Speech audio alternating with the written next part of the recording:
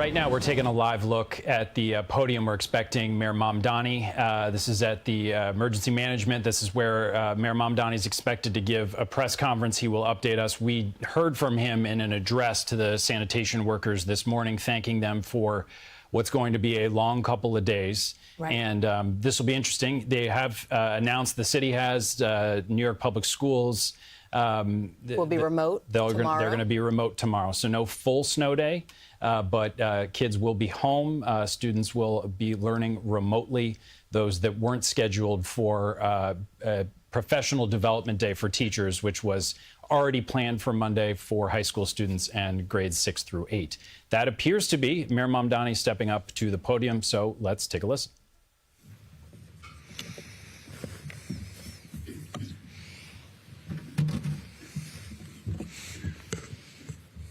Good afternoon, everyone. Early this morning, snow began to fall. And while the sun had not yet risen, New York City's workers certainly had, including the DSNY workers that I had the privilege of thanking earlier today for all that they have done. Overnight.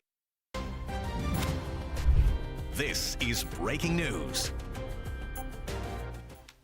This is a CBS News New York special report. Mayor Mamdani is currently giving an update on the conditions right now in the city during the snowstorm. Let's take a listen. Emergency planning meeting where I was briefed on everything our city continues to do to respond to this storm. I'm grateful to our NYSEM leadership, our agency leadership, and every single city worker who has been working tirelessly in freezing conditions. Our city is in good stead thanks to them. And while I will share details and updates from the briefing, before I do, I want to also speak directly to the parents and students of New York City. As we announced earlier this morning, due to extreme weather conditions, tomorrow will be a remote school day. There will be no in-person instruction. All after-school programs, adult education, and school-based programming has been canceled. For high schoolers and students in schools serving grades 6 through 12 with a previously scheduled professional learning day, tomorrow will remain a day off. And as of 10:20 a.m. this morning, we saw that more than 162,000 students had already logged on in advance of tomorrow's remote school day, as well as 77,000 teachers. We say that because we want the city to know that our teachers, administrators, and students are prepared for this. We have stress-tested systems, sent students home with the materials and technology they need to learn virtually, and are working with vendors to ensure that our systems have the capacity that they need. And I know that this may disappoint some students, so if you do see me, feel free to throw a snowball at me.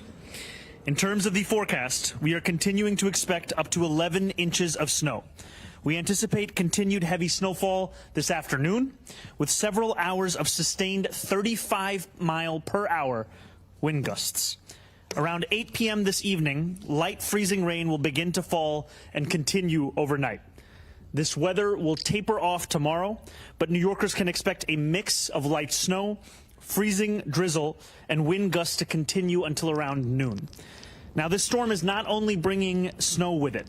It carries temperatures colder than any sustained period this city has experienced for 8 years.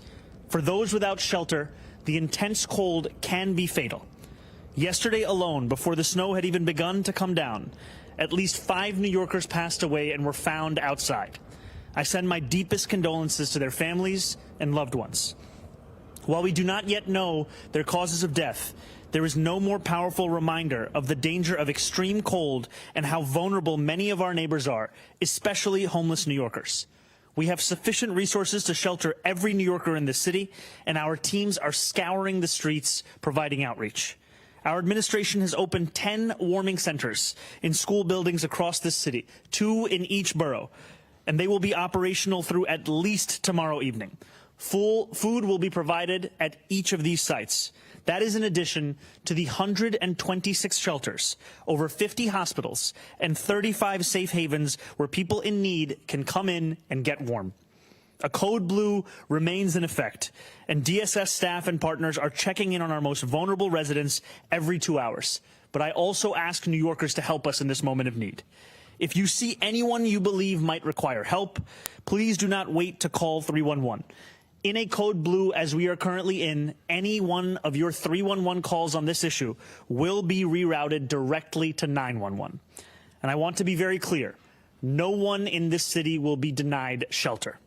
All hospitals, Department of Homeless Services drop-in centers, and DHS shelters have a fully open door policy with enough shelter beds for every single New Yorker in need. Should homeless New Yorkers require hospital services, DHS will connect with hospital emergency departments to assess needs and capacity. We want every single New Yorker to make it through this storm. As we contend with this snow and bracing cold, New Yorkers should rest assured this is exactly what our city government has prepared for. DSNY pre-salted highways and major streets beginning Friday at 6 in the morning. Since last night, over 2,500 sanitation workers have been deployed on every single 12-hour shift, laying down salt. To give you an idea, the first snowfall landed at Staten Island this morning at 5 a.m. By 5:10 a.m., sanitation had already started spreading salt citywide. The public plow tracker is also live for New Yorkers to be able to follow along, and you can do so at nyc.gov/plownyc. What you will see if you log in there is the fact that these sanitation workers had already completed a full plow across the city by 8:30 a.m. This immense snow fighting operation, the largest in the entire country, is working across our city every single minute. We are speaking of more than 700 salt spreaders and 2,200 plow vehicles, which are being monitored in real time by DSNY's Blade Runner system. Every agency across the whole of government is working in close coordination with each other and with NYSEM. DOT crews are tending to bridges. Parks Department workers are removing snow and downed trees from our parks. The NYPD is providing escorts to EMS and DSNY as needed. And the FDNY is maintaining its full emergency response capability. The MTA is continuing regular operations, although conditions may require service adjustments, while the Long Island Railroad and Metro North are operating at reduced schedules. Due to the declining visibility and snow of this weather emergency, NYC Ferry has suspended all service until further notice. Updates will be provided through the NYC Ferry app and ferry.nyc. The Staten Island Ferry is continuing to run at this time, but it has moved to hourly service. We also know that all bus service has been suspended at Port Authority. Additionally, all 3 public library systems will be closed today and tomorrow. Utilities are being monitored by Con Ed and National Grid teams, and they have representatives present in the NYSEM Emergency Operations Center. Ambulances will arrive at their destinations. This is the first major storm where 100% of FDNY ambulances are 4-wheel drive. The FDNY has also added additional ambulances from voluntary hospital partners, and NYSEM is actively tracking ambulances via their Stuck Ambulance dashboard. If an ambulance is stuck or unable to respond to a call, another will be deployed. Thus far, there have been no reports of stuck ambulances in New York City. As we speak, city workers are working relentlessly across our city to keep our streets clear, to get people into shelter, and to respond to those who need help. The single most helpful thing that New Yorkers can do is to stay at home, and especially to stay off the roads. I cannot emphasize this enough. Please, if you can avoid it, do not drive. One of the reports we received earlier today from sanitation is there are still far too many New Yorkers out on the roads. Conditions are dangerous, and a hazardous travel advisory is in effect for today and for tomorrow. Now, if you are shoveling snow outside of your home, please pace yourself and do not try to clear everything at once. It is going to take multiple passes. Check in on seniors and help your neighbors who may need extra support. The snow is coming down heavily across our city, and I can think of no better excuse for New Yorkers to stay home, take a long nap, or take advantage of our public library's offer of free access to Heated Rivalry on ebook or audiobook for anyone with a library card.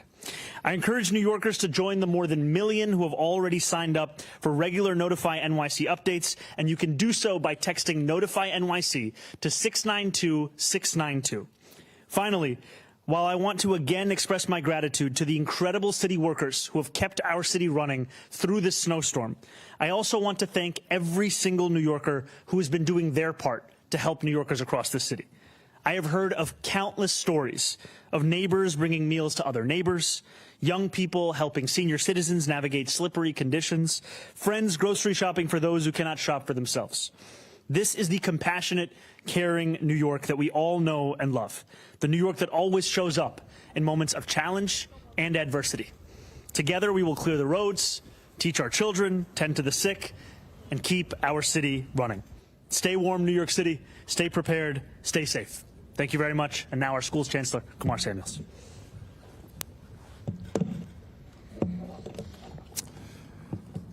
Good afternoon. I hope you are staying warm and inside.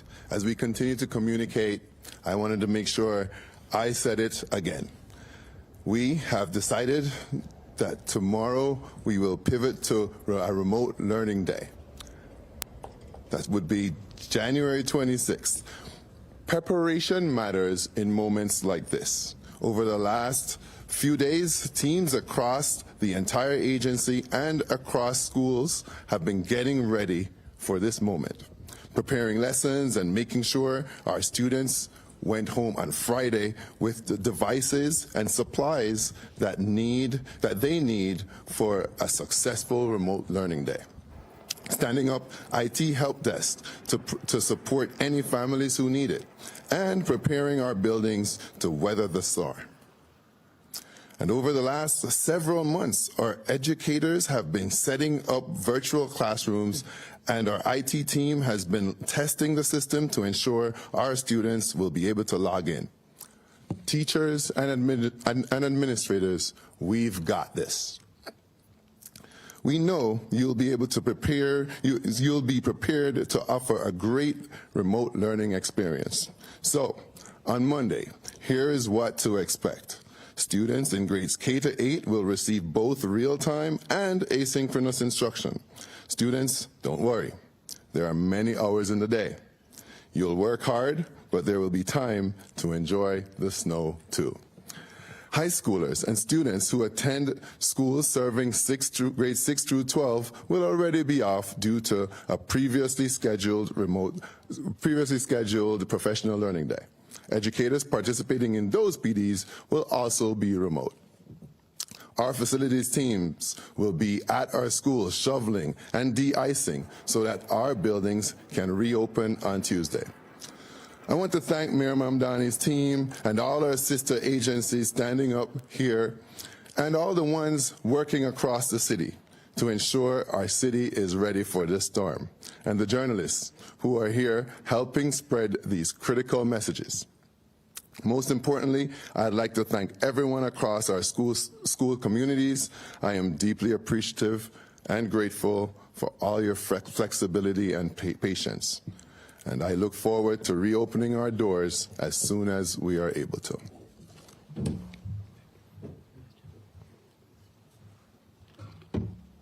Good afternoon. Snow is coming down, and folks at the MTA have been hard at work all weekend preparing us to power through this storm. And I have to deliver, as the mayor did, major kudos to the MTA workers who have been on the front lines. Last night I visited bus depots around the system to see the preparations. This morning I was at the Michael J. Quill bus depot in the middle of Manhattan and at the Rail Control Center where all the subway operations are monitored. And so far the preparations have really been paying off. Things have been running smoothly. There are delays, there are adjustments to service, but all subway lines, ladies and gentlemen, are operating. And most of them are operating as locals. So the express trains, A, C, D, E, F, the N and the Q are all operating local, partly because we stored a lot of trains on the local tracks to keep them out of harm's way of the outdoor snow. We ran all the de-icing trains last night to protect the third rail. Snow throwers are on the move already, and the snow jets are operating in the yards with these big airplane engines that blow all the snow out of sight. Buses are running. some with delays. 18 routes out of approximately 265 have reroutes because of localized conditions. And all buses, that's the SBS, the rush routes, the limited routes, everything is running local, so we do not leave anybody on the street. So the folks who are standing at a bus stop are going to get whatever bus comes by stopping for them. The entire bus fleet has been outfitted with chains, and as I said, the snow fighting vehicles are on the move, supplementing the amazing work of the sanitation crews who are running the plows. Not a lot of demand for paratransit accessoride for our mobility impaired customers, but it is operating if you do need it under, as the mayor says, in a very rare occasion where you really need to go somewhere. Both commuter railroads are operating under modified schedules, so I'm just going to tick it off for folks. On the Long Island Railroad, service every half hour on the Babylon branch, hourly service on the Port Washington branch, and on the Port Jefferson branch between Huntington and the city. No service east of Ronkonkoma out to Greenport, and tomorrow we plan to run a regular Sunday schedule. Metro North is operating a Sunday schedule today, and tomorrow we'll be operating a holiday schedule, the MLK schedule. Otherwise, they're running hourly service on all three major main lines, Hudson, Harlem, and New Haven. Bridges and tunnels, all of our toll bridges and tunnels in the city are operating. Traffic is light, which is fortunate, and the facilities are in decent shape. Just reinforcing again what the point that the mayor made, which is if you can stay home, I'm in the transit business. We love customers, but if you can't stay home, please do so. If you must travel, use extra caution and check the customer service channels. New York City has great customer service channels, which will tell you stuff, but also the MTA has our MTA app, the Train Time app, mta.info is our website, and you can sign up for a customized service alert that'll tell you about your train or your bus and how it's operating. So with that, thank you to the mayor and the entire city team. I spoke to the governor, and she is very focused on what's going downstate and going on downstate as well as upstate. And everybody should just stay safe, and if you can, stay indoors. Thank you. And we'll take questions now for everyone from there on the storm. Go ahead. If you could just talk about the 5 deaths, what work happened before Saturday to interact with the homeless? What's working now with encampments and people who are out in the cold? Is homeless services out there looking for people in the cold? So first and foremost, we mourn the loss of any and every New Yorker. And we are keeping those 5 New Yorkers in our thoughts as well as their friends and their family. At this time, it is still too early to say what the cause of death was for any of the 5 of them. And it seems at this moment that we do not think any of them were homeless. The Department of Homeless Services is conducting regular outreach to homeless New Yorkers across the 5 boroughs. We are speaking about outreach that is being conducted every 2 hours. Prior to Friday, we had already been in a code blue. That's when we go below freezing temperatures. And what that means is it's a moment where we bypass the typical intake procedures that take place at a shelter. At this moment, the focus is not on filling out forms, it's on filling our shelter beds. So we were having city workers, incredible city workers who are doing such important work right now, canvassing homeless New Yorkers across the city and connecting them with shelter, connecting them with services. If they are in need of immediate medical services, then doing so as well. And I do also just have to both appreciate New Yorkers who have been calling 311 whenever they see a homeless New Yorker who's outside at this time, as well as ask New Yorkers to continue to do so, because those calls are rerouted to 911, and that is then another point of outreach that we can have to keep somebody indoors. Thank you. More questions? Yeah, go ahead. Yeah, hi, I'm Mary Frost, Brooklyn Eagle. Usually during these things, there's a lot of power outages in Brooklyn and also Queens, a little bit in Staten Island too. What can people do? What do you advise they do if there's some big power outages again? I think the first thing you should do is call 311 so that the city is aware of it. I am heartened by the reports that we've received thus far that we have not seen such outages as yet, though it was a key part of our briefing was both anticipating and hearing the reports of what the current status is. Additionally, when I am telling New Yorkers to stay home and to stay safe and to avoid unnecessary travel, I would also remind every New Yorker that in a moment such as this, with this kind of immense cold, to also be very careful with the use of remote space heaters.